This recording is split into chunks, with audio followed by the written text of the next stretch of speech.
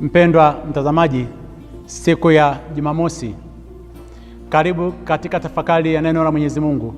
Tunalipata katika Injili ya Luka sura ya 15 aya ya kwanza hadi ya 3 na aya ya 11 hadi ya 32.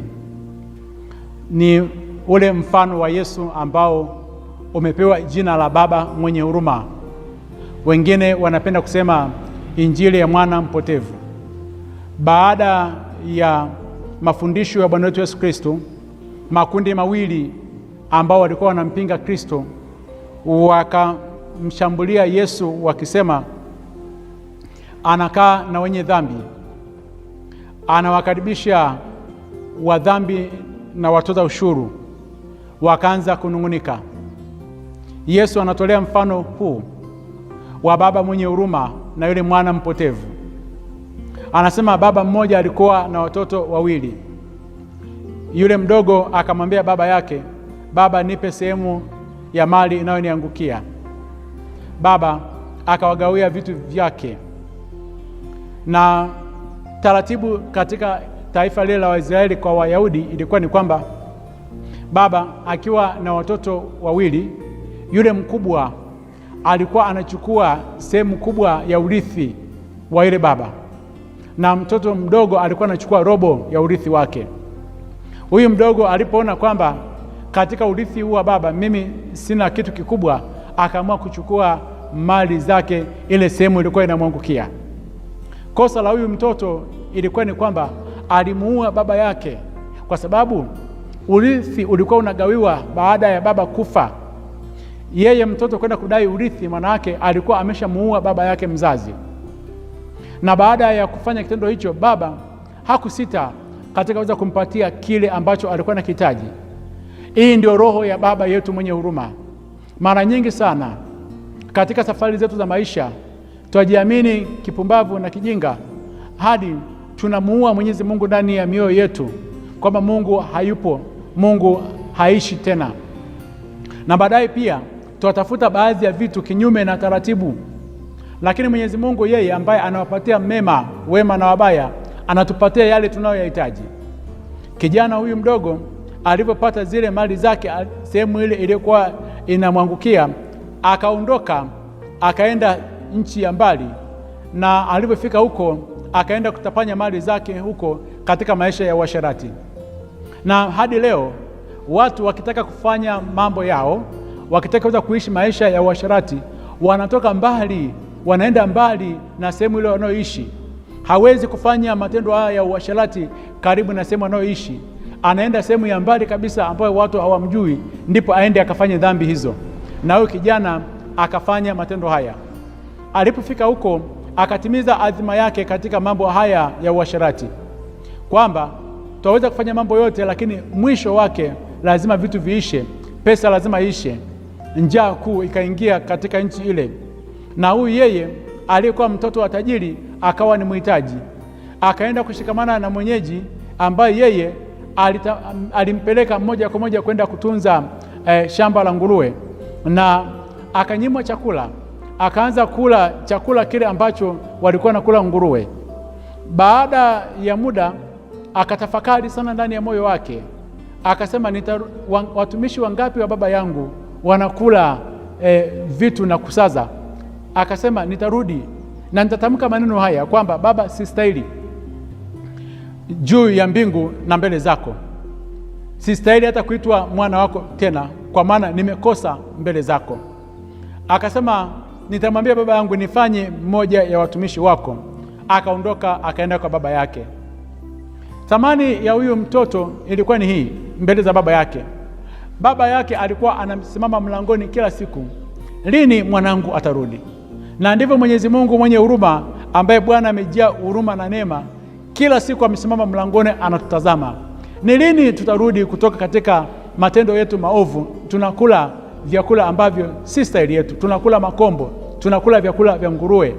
Tumeamua kushikamana na mwenyeji wa dunia hii, ambaye mwenyeji wa dunia hii ni Shetani. Tumeamua kushikamana naye, na yeye mwenyewe pia anatupeleka shambani kwake kulisha nguruwe. Nguruwe kwa wana wa Israeli ilikuwa ni mnyama ambaye alikuwa ni haramu. Na msisahau kwamba pia Yesu aliamuru wale mapepo waweze kuingia kwa wale nguruwe. Twashikamana na shetani katika swala zima la dhambi. Unashikamana na shetani, anakupatia kazi mbovu. Wengi wanafanya kazi ambazo hawakustahili kwa sababu wamekimbia mbele za Bwana.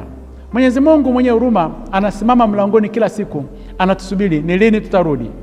Mwana mpotevu alivyopanga haya maneno atakavyofika kwa babaye na kuweza kumwambia maneno haya, yeye alipoondoka, alipofika nyumbani, baba yake yule baba mwenye huruma, yeye ndio aliyekuwa wa kwanza kumwonea huruma, akaenda mbio, akaenda kumwangukia shingoni, akambusu sana. Baba anamkimbilia mwana ambaye ni mchafu. Na hapa tunajifunza jambo moja kubwa sana, kwamba thamani ya mwanadamu, thamani ya mdhambi kwa ambaye ni mdhambi mbele za Mwenyezi Mungu ni kubwa sana. Mwenyezi Mungu yeye haangalii uchafu wako ambao uko nao. Kwa nje unaweza ukachafuka, lakini ndani mwako thamani yako iko pale pale. Ni sawasawa na shilingi 500 ikidondokea chooni ikiwa na kinyesi, thamani yake haipungui. Ukisafisha shilingi 500, thamani yake iko pale pale. Ndivyo alivyo mwanadamu mbele za Mwenyezi Mungu. Baba anakuja kumkumbatia na uchafu wake na ile harufu ya nguruwe alikuwa nayo. Alipotaka kuweza kutamka yale maneno ambayo alikuwa ameyapanga, baba hakutaka huyu aweze kuzungumza maneno haya.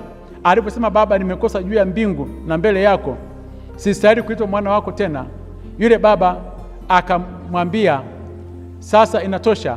Akawaita watumishi wake, akasema, leteni vazi lililo bora, mkamvike, mtieni na pete kidoleni mwake kumrudishia mamlaka aliyokuwa nayo. Mumpatieni viatu, viatu ni kwa ajili ya usalama wake. Na akasema, leteni ndama tumchinje, tule, tufurahi, kwa sababu aliyekuwa amepotea amepatikana. Sherehe ilipokuwa inaendelea, yule kijana mkubwa ambaye alikuwa amebaki pale nyumbani akaja. Alipoona sherehe inaendelea, akakataa kuingia katika ile sherehe, na hata baba alivyomsihi aweze kuingia, akatamka maneno haya, akasema kwamba imekuwaje huyu mwana wako ambaye ametapanya mali zako, alikula vitu vyako pamoja na makahaba, umemchinjia yeye ndama aliyenona? Mara nyingi sana wale ambao wako ndani ya nyumba ya Mwenyezi Mungu wanatoa huduma, watumishi wanasali, muda mwingi wapo kanisani, tunaweza tukawa tuna jicho baya sana, chafu, lisilokuwa na faida kwa ajili ya wale ambao ni wadhambi. Tunachukua nafasi hii ya huyu kijana ambaye alikuwa amebaki nyumbani. Hatutamani wenzetu wanaporudi na kutendewa mema na Mwenyezi Mungu. Tunatamani kuweza kuona mabaya kwa ajili ya wenzetu. Hii roho haifai. Angalia maneno anayoyatamka. Alijiona kwamba ni mwaminifu kukaa nyumbani kwa babake, lakini kumbe alikuwa anajua ni namna gani habari za makahaba na uasherati zinavyofanywa. Kwa sababu kama aliweza kutamka maneno haya kwamba huyu mwana wako aliyekula vitu vyako pamoja na makahaba, alijueje hizi habari kama yeye mwenyewe alikuwa ashiriki katika mambo hayo? Anaonekana kwamba yu mwaminifu nyumbani kwa baba yake, lakini anajua habari za ukahaba. Ndio wale watu wote ambao tuwapenda kunyosha vidole kwa watu ambao ni wadhambi, lakini kumbe ndani mwetu dhambi zipo za ukahaba, dhambi za uasherati, tunaonyesha vidole hawa. Hii ni roho ya ufarisayo ambayo Yesu alikataa sana. Tujichunguze mara 2 mara 3. Mwenyezi Mungu yeye amejaa huruma na neema. Watu wote ni wa kwake, wema ni wa kwake, wale wa dhambi ni wa kwake. Anatupatia wote jinsi tulivyo, na kwamba mmoja anavyotubu na kuweza kurudi nyumbani kwa baba ni furaha kubwa sana. Tufurahie wenzetu wanavyorudi kwa baba, na tusifurahie katika kuweza kuangamizwa kwao. Akubariki na kulinda Mungu Mwenyezi, Baba na Mwana na Roho Mtakatifu. Amina.